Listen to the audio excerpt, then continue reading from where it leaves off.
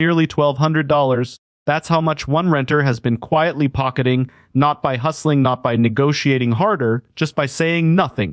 The landlord agreed to a rent hike, then charged the old rate by mistake for 11 months.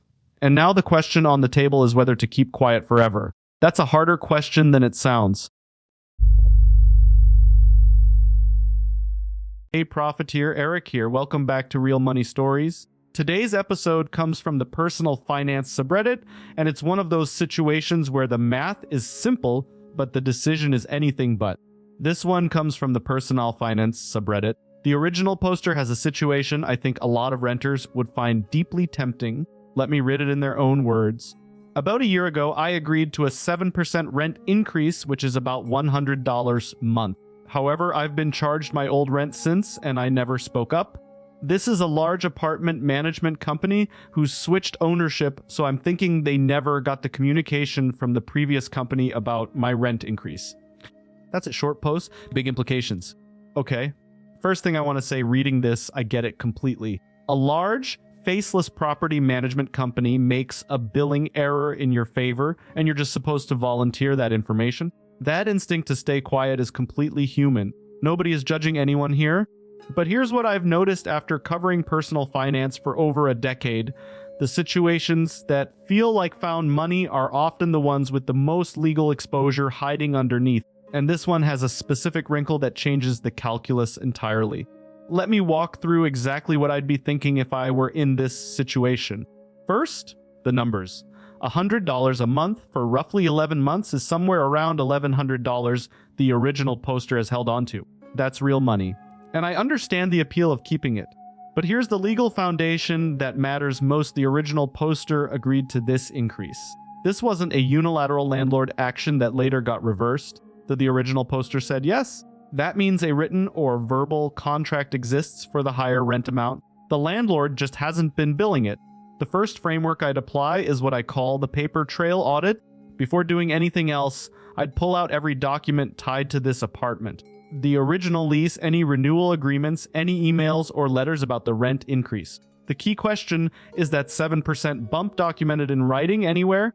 If there's a signed lease amendment stating the new rent figure, then legally, that's what the original poster owes. The fact that the management company has been billing the lower amount doesn't change what the contract says.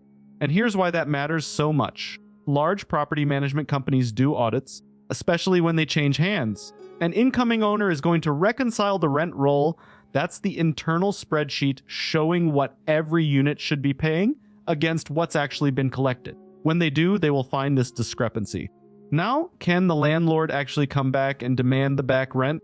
In most states, yes. A contract for services like an apartment has a statute of limitations that runs anywhere from 3 to 6 years depending on the state. $1,100 is well within reach for a landlord who decides to pursue it. And some do. But here's where it gets complicated.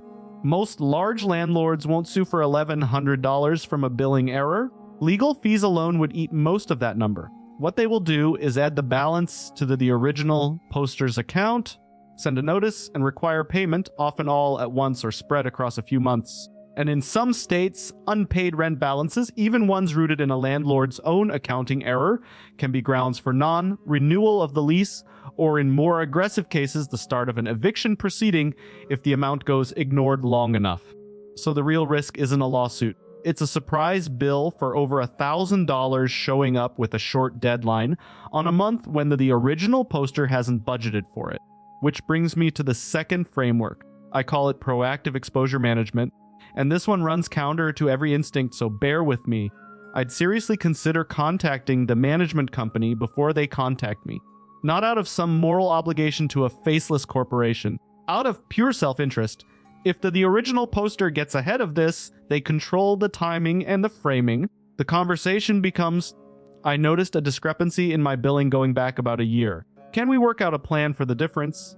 That's a very different call than receiving a demand letter and scrambling to respond. Getting ahead of it might mean a payment plan spread over 6 to 12 months. Waiting for the company to discover it might mean a pay in full notice with 30 days. That's the trade-off. Now, there's a real counter-argument worth naming. if the management company never runs a deep audit and never notices that the original poster might genuinely be in the clear. Forever, some month-to-month leases roll forward and the new company simply sets rent based on what the system already shows rather than what was originally agreed. That's possible, but I want the original poster going in with eyes open, staying quiet is a bet. They're betting the new company doesn't do a thorough reconciliation. Maybe that bet pays off, maybe it doesn't. They should know which one they're making. The third and most immediately practical piece, whatever the original poster decides about disclosure, treat that $1,100 as money that isn't yours yet, not savings. Not spending money, park it in a high-yield savings account, earn some interest on it while it waits, and leave it alone. Because the worst outcome here isn't having to pay it back. The worst outcome is having already spent it when the bill arrives. I've been writing about money for over a decade, and the pattern I keep seeing with these windfall situations is that people absorb the extra into their lifestyle right away, and then the liability catches up 6 months later at the worst possible time. One last practical note. If the original poster does reach out proactively, do it in writing.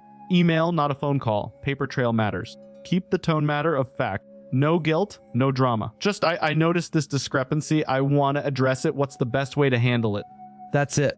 And just a friendly reminder, this episode is for entertainment and education only and should not be taken as financial or legal advice. For a situation with this much legal nuance, a tenant's rights attorney, and many offer free consultations, is absolutely worth calling before making any move. The specific question here was about $100 a month and whether to stay quiet about a billing error, but the bigger principle applies to any situation where you're holding money that might have a string attached. Money you're holding because of someone else's mistake isn't the same as money you've earned. The liability exists whether you acknowledge it or not. The only question is whether you're prepared for it when it shows up. And being prepared, that's what personal finance really comes down to. Not avoiding every surprise, just not getting caught flat-footed by the ones you could see coming.